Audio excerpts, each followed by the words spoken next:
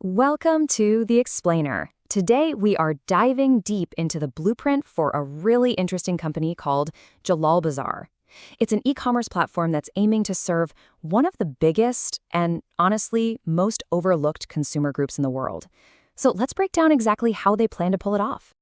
Okay, to really get a handle on the opportunity we're talking about, we've got to start with a big question. What do you think is the world's fastest growing lifestyle economy? And the answer? It's the global halal economy. This is the market for all the goods and services that are permissible under Islamic law. And get this, it's valued at an absolutely staggering $2.3 trillion.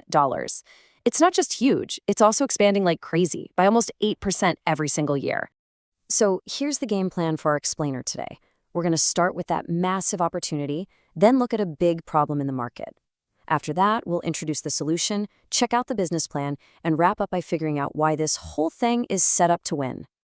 First things first, let's talk about that $2.3 trillion opportunity. It's time to size up what is truly a global phenomenon.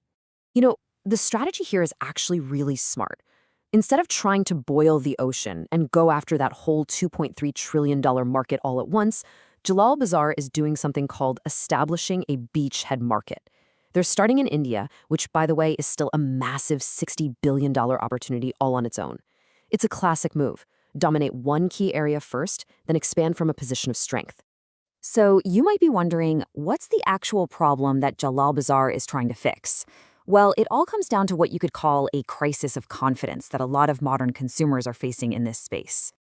At its core, the big issue is just how fragmented the market is. You have millions of modern, tech-savvy Muslim consumers out there who are actively trying to find high-quality lifestyle products they can actually trust. But there's just no single reliable place to go. And this really breaks down into four major headaches. 1. There's no single dedicated platform. 2. Trying to verify if a halal claim is legit, it's really difficult. 3. There's a serious lack of curated premium stuff. And 4. Shoppers are just forced to sift through these giant, impersonal marketplaces. All of this just creates so much friction, and you guessed it, it completely erodes their trust. So, with a problem that big, what's the solution? Well, this is where Jalal Bazaar comes in, and their goal is to spark nothing less than an e-commerce revolution for this exact market. The whole mission is captured perfectly in this really simple but powerful tagline, "Shop confidently, live halal." You see how it directly takes on that crisis of confidence we were just talking about? It's brilliant. So what is it really? Jalal Bazaar is a premium multi-vendor e-commerce marketplace. Now, the two most important words there are exclusively and halal verified. This isn't just another online store. It's designed to be a curated, trusted destination for things like contemporary fashion, certified cosmetics, elegant home decor, and a whole lot more. The entire platform is built on three really strong pillars. First is trust through verification, which means every single product gets rigorously checked. Second is empowered sellers, giving small businesses the tools they need to actually thrive. And third is a modern user experience, something that's clean, intuitive, and of course works perfectly on your phone. Okay, so the idea is solid, but how does the business actually make money? Let's pop the hood and take a look at the blueprint, the economic engine that's going to power this whole thing. They're not putting all their eggs in one basket, which is smart. The revenue model has three parts. The main one is a pretty standard sales commission, taking about 10 to 15% from every sale. Then, for stability, they're adding seller subscriptions. These are recurring fees for vendors who want premium store features. And finally, they'll tap into high-margin advertising with sponsored product listing. So, they've got an initial $100,000 in seed funding, and it's being spent very strategically. 40% goes right into building the product. 30% is for marketing and getting users on board. 20% is for operations. And that last 10%, it's absolutely crucial. It's all for the legal and certification work that makes the whole platform's promise of trust actually mean something. That budget is designed to give the company a 14-month runway. That's more than a year to build a rock-solid platform, prove the whole concept works, and get that first critical wave of users and sellers in that Indian beachhead market. It's a focused, realistic plan.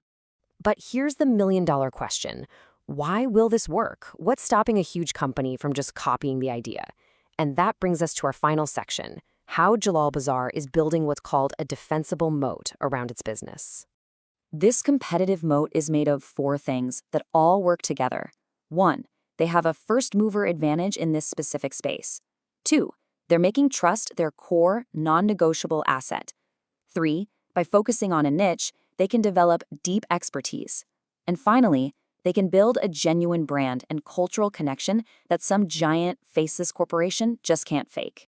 I mean, when you put it side by side with the big guys, the difference is night and day. Generalist competitors are trying to sell to everyone.